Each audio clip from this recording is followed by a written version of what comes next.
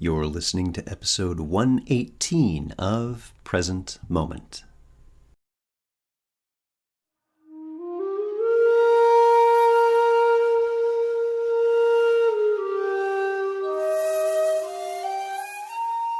Welcome to Present Moment, Mindfulness, Practice, and Science. I'm Ted Meissner. Present Moment is a podcast with interviews, conversations, and roundtable discussions. We speak with mindfulness researchers about their newest findings published in peer-reviewed science journals, teachers about their understanding and methods as they work with students of mindfulness, authors about their books and interests, and we also speak with everyday practitioners. The website presentmomentmindfulness.com has show notes for each episode along with resource materials. Robert Plotkin joins us to speak about technology for mindfulness.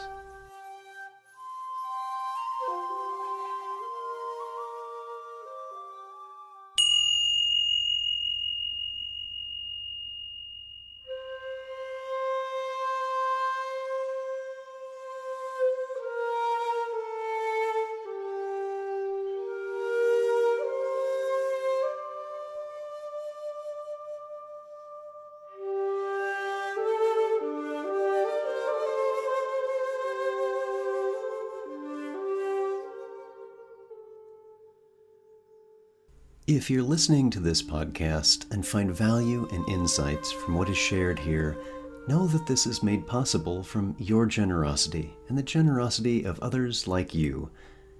I want to thank those of you who are making monthly donations to keep this podcast going. And if you're not yet, please take a moment, go to presentmomentmindfulness.com and click on Make a Donation. One-time or especially monthly donations show you value this work, which can't happen without you. Thank you for your help, your support, and your kind generosity. This past week, I've seen not less than 3 popular media articles about how being online or using apps is counter to mindfulness. That by being online, you are unavoidably living in a state of distraction and mindlessness. This is different from my own interactions with our devices and apps, seeing them just as tools, and that the wandering nature of our minds is not inherent to those tools. It's what we choose to do with attention, whether it's allowing distraction to call the shots, or mindfully using technology in ways that may be supportive of presence and practice. Robert Plotkin is the founder of Technology for Mindfulness, a leading blog and top 40 iTunes podcast on science, technology, and mindfulness. In his Tap into Mindfulness program, he teaches people how to be less distracted by their smartphones and how to retake control over their time to be more focused, productive, and creative.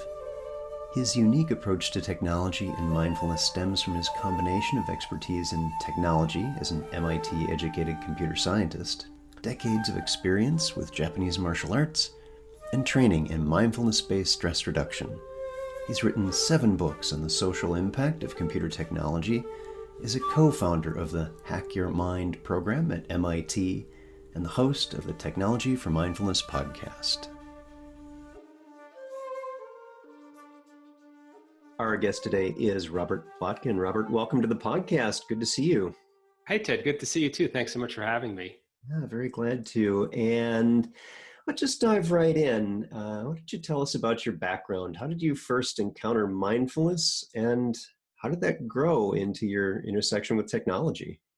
Yeah, I've actually first came to mindfulness primarily through studying martial arts. Actually, around the same time I started programming computers. So, there's a bit of an intersection there between technology and mindfulness. Japanese martial arts, studied with karate and jujitsu as a kid, and have stayed with karate for a long time, a few different styles. Fortunate enough to have teachers all along the way who taught it in a traditional way that incorporated mindfulness. I actually didn't use the word mindfulness. In Japanese, there are some other states of mind referred to, mushin or zanshin in martial arts, which are mindful states, although applied in a particular way in martial arts. So although the word wasn't used, later in life, when I started to hear the word mindfulness, I felt like, oh, I know something about what that is from martial arts practice. As far as the technology angle, from around the same age, I started programming computers. And also, I always loved writing. I did creative writing, as a kid and growing up. And I always found that writing, whether it was code or an essay, was something that I could get very absorbed into, get into that state of flow.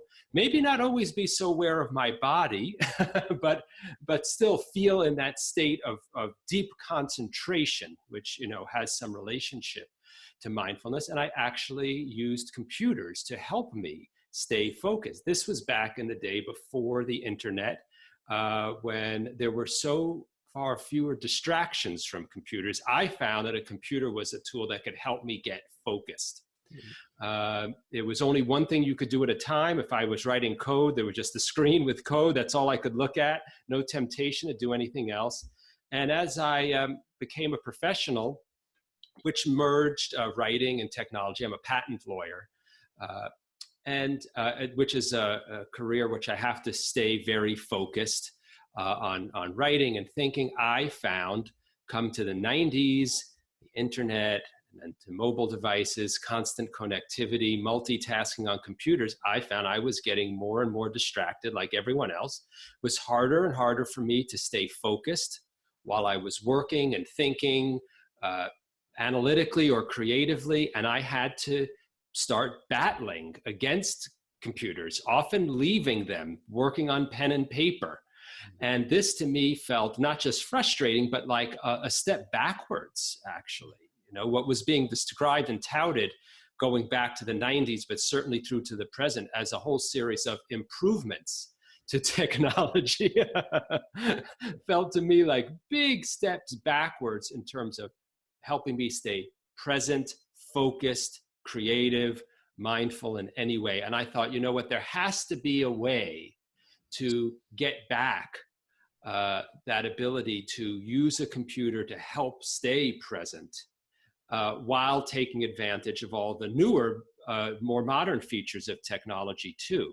So I became very passionate about this topic because it affected me personally. I could see how much it was affecting other people I know, the stress, that constant distraction causes, the impact it has on relationships. But because of my background, I developed some techniques and habits and other things that I could use to try to regain that focus and somewhat get the best of both worlds. Including habits from martial arts. Maybe I'll stop there. That's kind of the overview and where it all came together for me. That's good. Very interesting overview. Thank you for sharing that. And it's so fascinating that it's only fairly rarely that I encounter someone who also got involved with contemplative practice through the martial arts. Yeah. Also having a traditional Japanese teacher in Chicago and learning Zanshin and Kime and all the rest of it. And right. My challenges with focus in the dojo leading to a more formal meditative practice when I moved into Minneapolis and it growing from there. So thank you so much for sharing. You're welcome. That. Interesting. Well, I don't know what your experience was, and this is a little bit off topic. I started doing sitting meditation seriously, I'd say only about 4 years ago. I had dabbled in it a little bit beforehand, and it's certainly been interesting for me to do it on a more regular basis, to experience some of the ways in which it feels familiar from martial arts, and other ways in which, to me, it feels different or complementary to the way in which mindfulness is approached through martial arts. Yeah, absolutely. And some of the resonances with focus, for example, and sustaining attention in an open way, perceiving whatever may be happening, perhaps in a martial situation coming at you. Right. And really getting in touch and not having the distraction of the hamster wheel in your head, for example, as a big distraction that I struggled with and got me started on the contemplative path way back in the early 90s. So yeah, very interesting. Yeah. And one way in which I found the martial arts training has helped me with technology is often when I'm using my smartphone, it feels like an attacker. Right? Anyone else feel that way? If you're at home listening to this, just raise your hand or not. And there are not just physical techniques, but internal practices and ways of thinking and being and responding internally that I've learned in martial arts that I've found are applicable or can be translated over to working with the smartphone. Right. For example, when it beeps at you for something, it's telling you you've got a phone call or a text message. I've trained, I'm sure you've trained too, how to respond internally when someone's throwing a punch at your face. I mean, that triggers a physiologic reaction internally, which is different for different people. It could be fight, it could be flight, freeze. It could be different for even just for me at different times. But part of what I learned in the training was, not just how to physically respond by blocking, but how to develop that internal presence and poise, be able to pause internally, even mentally move into the attack, right? Really be focused on it and see it, not run away from it internally, move in towards it, and then be able to develop options for choosing how to respond to it. And so those are the kinds of internal habits and practices I've been able to apply to the smartphone. But just something as simple as practicing pausing before responding to whatever it's doing. Yeah. So mindfulness and technology are often seen as competing for cognitive load, that right. You're either mindful or you're on technology. And I'm wondering how you see that, how you approach that, because you've described some challenges yourself with that. Yeah, I think the zero-sum game, I mean, like all dichotomies, it's a false dichotomy. One very pragmatic way maybe to challenge that is to say, even you can apply a very short period of mindfulness to gain you a lot in your efficiency or effectiveness in your use of technology. So for example, if you do that pause before responding to an email, the pause may only be one deep breath length. But if by doing that, you don't say something you wouldn't have wanted to say in your best self. Again, those of you playing at home, if you've ever said something you hadn't, you can just nod and raise a hand. It doesn't necessarily take a lot of time during the day. I mean, you and I know that it is helpful to be engaged in a regular practice separate from your ongoing moment-to-moment interactions with technology throughout the day. But in terms of thinking about it as, I can't spare that breath because I have to use that 5 seconds to respond. Just think about all of the downsides of responding unmindfully. Even, again, just from a pragmatic perspective only, even if you're not looking to, for better health or anything spiritual out of it. I found that I make fewer mistakes, have to go back and fix things less frequently later, and say what I want to say from the get-go. Also, I may choose not to respond or choose to delay a response. This is something it took me a long time to start to learn in martial arts, but that someone's throwing, and this may not resonate with people who haven't practiced martial arts, but that when a punch is coming at you, if you've practiced a lot, you actually do have some time, a little bit of time, maybe a fraction of a second, but if you've practiced, you have a little bit of space in which to pause, observe, and choose how you're going to respond.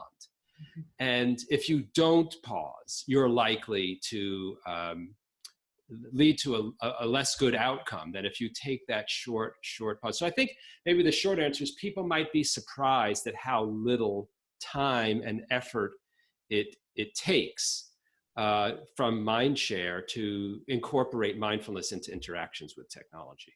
Yeah, and especially since you're going to be breathing anyway. Yes. That companion that's always there for you really isn't a big loss of time. Right. It's a very good investment in building that companionable friendship with something that's always there for you. So I Yeah. want to ask also how you see technology might contribute to mindfulness practice. Yeah. I mean, the simplest answer is there's a lot of technology being developed out there specifically to aid in mindfulness. So the simplest, but it's something that's really powerful, is lots of guided meditations out there, lots of online instruction. I know you're very much involved in that at Center for Mindfulness. And, it's that in a sense is very simple, pre-recorded guided, and yet it's very, very powerful. People know, not promoting any particular apps, but there's lots of them out there where you can gain access to guidance from some of the leading meditation teachers in the world. It's really amazing. So there's the technology that's aimed specifically at teaching mindfulness. But then there's also lots of tools out there. There's a set of word processors, sometimes called Calm word processors, ones that are very bare bones, like Ohm Writer, that present you with something that looks like the screen I would look at back in the early 80s. It's just text. It's not visually distracting. You can choose a very calm kind of pastel background color, maybe even some soothing sounds. And, that's not per se a mindfulness tool for teaching meditation, but it's something that facilitates being in a more mindful state while writing. And there's lots of that around. Yeah, one thing I would add on to that, I think that's absolutely true. It's as far away as your own mobile device. Is some very clear and pragmatic things like apps and guidance from really outstanding teachers. And in addition, looking at, extending our metaphor of martial arts practice, for example. If one, with intentionality, views the next engagement you might have with your laptop as an opportunity to pause, and Yes. to borrow from Insight Dialogue and use some of the words pause, relax, open, and then going into email and sustaining that kind of mindful attention as you have that engagement. And your practice doesn't even have to involve using an app or a tool. Right. It's regular use of it and using that as the reminder. Yes. To remember to simply be present. Yeah, there's all kinds of, and I know people use different words, trigger or anchor or whatever word you want to use for the thing that reminds you. A mindfulness app might actually ring a bell. That sounds like a traditional. Sometimes literally. But, and this is something where you can also apply mindfulness to develop or recognize what triggers are best for you. I continually do this. Pay attention to what is it that triggers me feeling anxious or tight, and see which of those are frequent for me. Quite a few years ago, I noticed that sound of a text message arriving, that default bing on an iPhone, really triggered me. So what I did was I spent some time with that and the phone ring sound, just sitting with my iPhone and going to the settings, tapping the name of the sound so the phone would make the sound. And then would practice breathing, being mindful, training myself, helping myself along to practice remembering to be mindful in response to it, so that when I was in the middle of a day and I would hear that sound, I'd be more likely to remember. Of course, that's the challenge, right, of mindfulness, is that we can know to do it, but the practice is what we need to do to be more likely to remember to do it in the moment. Right.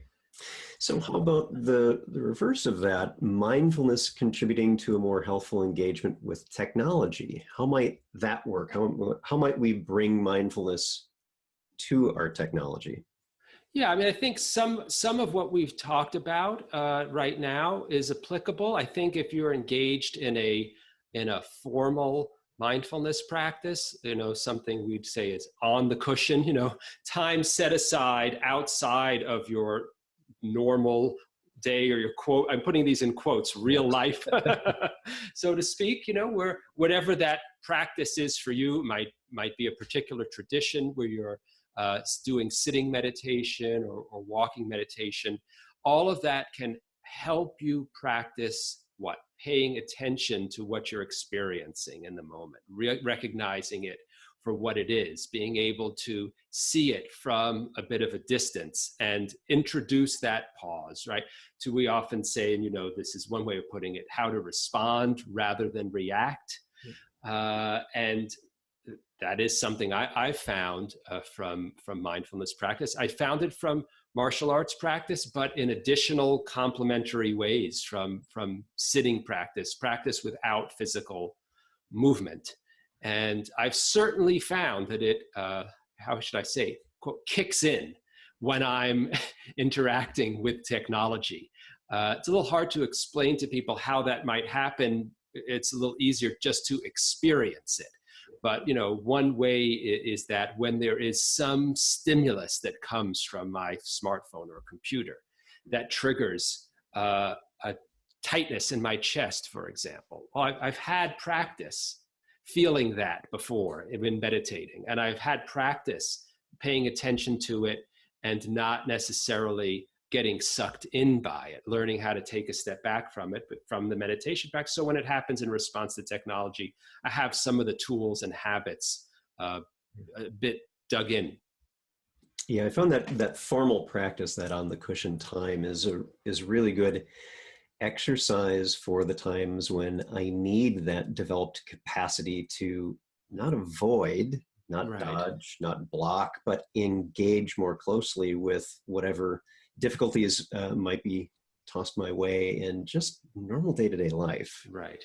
And getting that on the cushion time, that's the exercise. That's the exercise. I mean, anyone who's done any kind of other performance, sports or playing music, you don't just sit down and play in a concert from day one, or you don't go and play a tennis match. You practice separately. You break things down into simple components. You practice them over and over again. You might abstract from them to their essence. And that's, how I see sitting meditation practice. It's taking that life experience and breaking it down to its most core, simple essence, really, and then practicing being with it. Yeah. So, Robert, you've been at this intersection of mindfulness practice with technology for quite some time, and I'm wondering what you've seen as some of the difficulties contemporary society has in squaring technology use with contemplative practice. Yeah, I would say there's certainly a very strong thread in our culture of several things which are at least in tension with contemplative practice. One of them is constant action. We value action very highly. And look, I'm an engineer by training. The difference between an engineer and a scientist, and a scientist thinks about how things are, and an engineer builds things. Engineers often joke, we build first, ask questions later. and that's a very American trait too. We act first, keep acting. But that often leaves us reacting, and perhaps not even thinking later, but continuously going from one action to another. And technology, the way it's developed in recent years, where most of the internet based business models are based on trying to grab the user's attention, what would be called the mind share. It means that we as the users are put in a position of being faced with near constant attempts to capture our attention and divert it from where we put our intention. So that's one reason why contemplative practice is really essential. I sometimes call it's like defensive driving. For use of technology, you have to, if you don't want to be sucked in by the technology, which is designed to suck you in, you need to have some defensive techniques that you've developed, and a grounding in contemplative practice is one of them. But there is some good news in this. It's very recent, but there has been some, I wouldn't quite call it a backlash yet, but we've seen even some of the bigger companies taking notice of people's critique of technology. Just in the last month, Apple and Google launched pretty major digital health or digital well-being initiatives. We might have some skepticism of them, but at least what they are saying about those initiatives is we want the people who use our devices to stay healthy, not get addicted to these technologies. We want people to be in control of how and when they use their smartphones. We want people to have clear information about what their own use is. And they're putting a lot of effort into changing how the technology works. I mean, you're probably familiar with things like Do Not Disturb, which lets you turn a lot of the notifications of your phone off. So part of what these new initiatives involves is beefing that up, adding more, giving more control to the user to configure how and when the phone will try to grab your attention. So those are some good signs for the future, I think. Mm-hmm. I also wanted you to chat for a little bit about technology for mindfulness.com, what you have on your site. I wonder if you could say just a little bit about what's there. Yeah, I launched it a few years ago. Its primary mission is to help people understand how to use technology more mindfully in all the ways that we talked about, and to nudge technology developers to develop technology so that it's conducive to mindfulness. Technology can't make you be mindful. So that's why I use terms like technology that might create an environment that facilitates mindfulness. That's more. Look, when you go on a retreat at a retreat center, there's dim lights. There's perhaps no sound, no speaking. The environment is set up in such a way that is more conducive to practicing mindfulness. In the end, it's up to each individual person to practice being mindful, but some environments can be more conducive than others. And technology, as it becomes more and more part of our environment, I think can play a role in being more rather than less conducive, being something that we can work more with rather than fight against. So at technologyformindfulness.com, we just provide lots of information. There's a regular blog. There's a podcast like this one where I interview people from a wide, many different walks of life. One of the things I'm really excited about is through Technology for Mindfulness is bringing together people from, let's call it the traditional contemplative practices world, with neuroscientists, with engineers, with people who are technology developers, with martial artists. I'm open to anyone, who is on the same page, who wants human beings to develop their capacity to be mindful and live their own lives the way they want to. And I see there's a real opportunity to bring together people from all of these different fields and traditions to put our heads together around. I completely agree. Thank you for sharing that. And I'm wondering, Robert, if there's anything else you want to share with the listeners. Yeah, I would say there's another thing we're doing. It's a bit of a plug, but we're going to be launching a course soon called Tap Into Mindfulness, which is essentially a series of meditation exercises that are drawn from both traditional sitting mindfulness meditation and martial arts. And what's a little bit different about them is that you do these exercises with your smartphone in your hand, much like in a martial arts class, you would have a training partner who you work with, who throws an attack at you while you work with the smartphone, but you apply mindfulness practices to them to build up your capacity to respond mindfully to your technology during the day. Great. So we'll be launching that soon. So stay tuned at technologyformindfulness.com for Tap Into Mindfulness. Awesome. Thank you very much. Our guest today, Robert Plotkin, as noted, you can find out more about his work at technologyformindfulness.com. And of course, we'll be linking to that on the episode page for this episode. Robert, thank you so much for being here. Thanks, Ted. It's been a blast. Really enjoyed it.